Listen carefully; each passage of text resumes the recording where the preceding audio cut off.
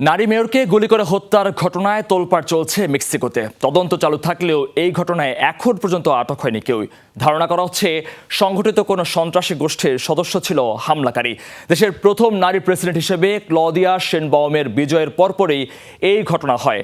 সোমবার বন্দুকধারীদের গুলিতে প্রকাশ্যে নিহত হন মেয়র ইয়েলদো সানচেজ ও তার দেহরক্ষী। একের পর এক ১৯ বার গুলি করা হয় তাকে।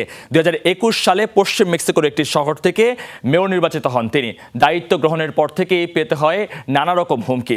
অপহরণের শিকারও হতে হয়েছে সন্ত্রাসী গোষ্ঠীর কাছে। লাতিন আমেরিকার দেশটিতে শেষ হওয়া নির্বাচনে হত্যার শিকার হয়েছেন ৩৯ প্রার্থী।